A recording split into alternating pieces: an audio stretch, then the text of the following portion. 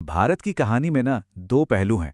एक पहलू है ऊंची ऊंची इमारतों का, चमकती दमकती अर्थव्यवस्था का, और दूसरा पहलू है उन करोड़ों लोगों का जिनके लिए हर दिन एक नई लड़ाई है।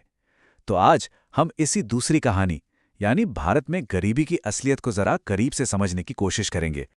जब हम कहते हैं गरीबी, तो क्या इसका मतलब सिर्फ ये है कि किसी के पास पैसे नहीं हैं, या फिर ये मामला इससे कहीं ज्यादा पेचीदा और गहरा है? इसका जवाब, जैसा कि हम देखेंगे, उतना सीधा साधा नहीं है। आज हम इन्हीं सवालों की तह तक जाएंगे।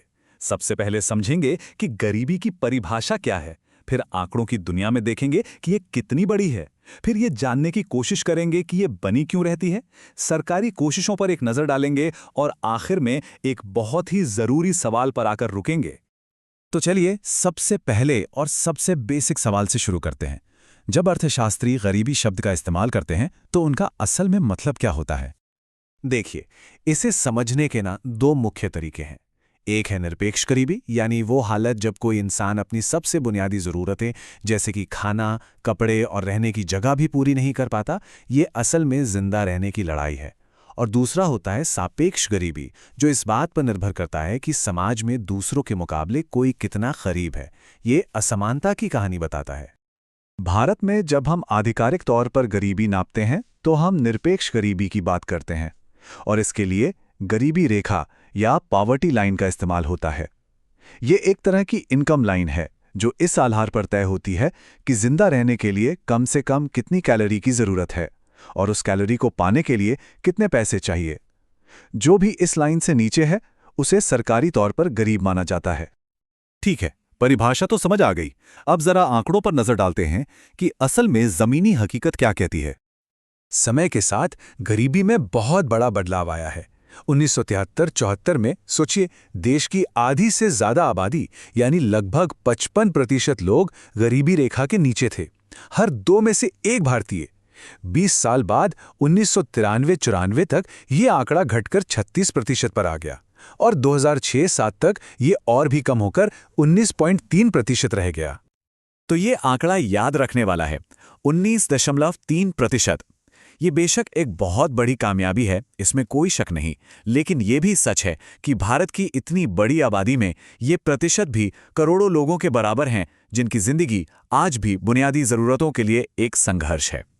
और ये गरीबी का बोझ पूरे देश में एक जैसा नहीं है, बिल्कुल नहीं।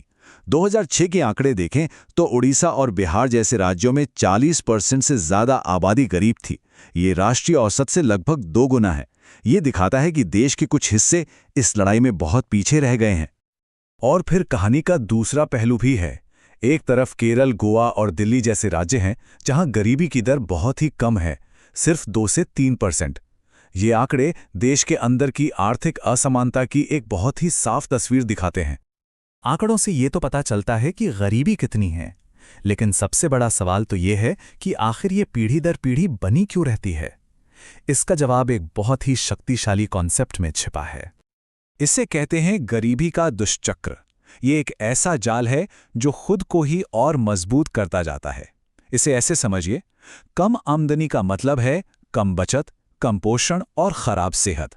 जब बचत ही नहीं होगी तो कोई निवेश कैसे करेगा, और जब निवेश नहीं होगा तो नए रोजगार कहां से आएंगे? नतीजा फिर से वही कम आमदनी। ये एक ऐसा चक्कर है जिससे बाहर निकलना बहुत बहुत मुश्किल हो जाता है। अब इस चक्र को ताकत कहां से मिलती है? इसके पीछे कई वजहें हैं, जैसे कि विकास की वो रणनीतियां जो सबको साथ लेकर नहीं चल पाईं, बड़े पैमाने पर बेरोजगारी और बढ़ती आबादी का सीमित संसाधनों पर दबाव, ऊपर से महंगाई की मार जो गरीब की बची खुची कमाई को भी खत्म कर देती है। इसके अलावा कुछ ढांचागत यानी स्ट्रक्चरल प्रॉब्लम भी हैं, जैसे देश के प्राकृतिक संसाधनों का पूरा इस्तेमाल ना हो पाना, लोगों में नई टेक्नोलॉजी और स्किल्स की कमी और खेती का पूरी तरह से मौसम पर निर्भर रहना। साथ ही कुछ गहरी सामाजिक बाधाएं भी हैं जो लोगों को आगे बढ़ने से रोकती हैं। तो जाहिर है, सवाल उठता है कि इस जटिल चक्र को तोड़ने के लिए किया क्या जा रहा है। सरकार ने गरीबी से लड़ने के लिए कई मोर्चों पर कार्यक्रम शुरू किए हैं।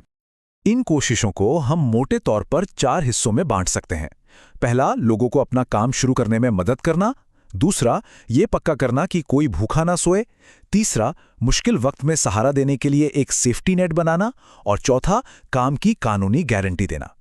स्वरोजगार के लिए स्वर्ण जयंती, ग्राम स्वरोजगार योजना जैसी स्कीमें हैं।